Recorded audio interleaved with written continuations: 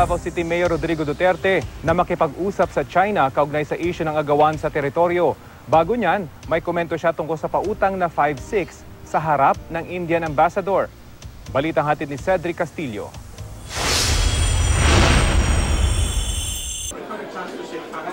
Sa harap ng mga business leader, tinalakay ni PDP Laban Standard Bearer Rodrigo Duterte ang pautang na 5-6. I do not mind Indian nationals going around with 5-6. Okay na sa akin yan. Kasi wala naman, there's no government financing institution giving that kind of setup. Ginawa ni Duterte ang komento sa harap mismo ng ambassador ng India. There is the Indian ambassador.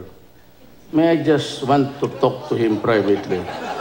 Aside from sa utang, gusto ko lang silang kausapin, they sell yung mga refrigerator, mga blanket, dagdagan nila ang burden ng tao.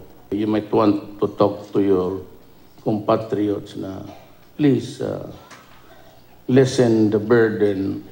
Hindi ito pinalampas ng kampo ni LP Bet Marrojas. Sa isang pahayag, sinabing isa na naman daw kaalyado ng Pilipinas ang ininsulto ni Duterte sa pagkakakahon sa mga taga-India bilang mga nagpapautang ng 5-6. Maraming negosyo sa bansa na pag-aari ng mga taga-India kasama na ang call center agency. Paano raw kung umalis ang mga ito?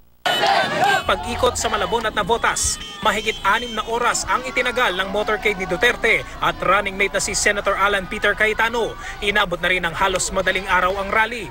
Ayon kay Duterte, handa siyang makipag-usap sa China tungkol sa agawan sa teritoryo sa West Philippine Sea kung walang ibubunga ang arbitration sa International Court sa loob ng 2 taon. Pero dapat daw ay mag-invest ang China sa Pilipinas bilang kapalit, pero hindi raw sa Kalakhang, Maynila. Manila is a dead city. Manila is wala na. Hindi mo na pwede lagyan ng factory. Cedric Castillo, GMA News.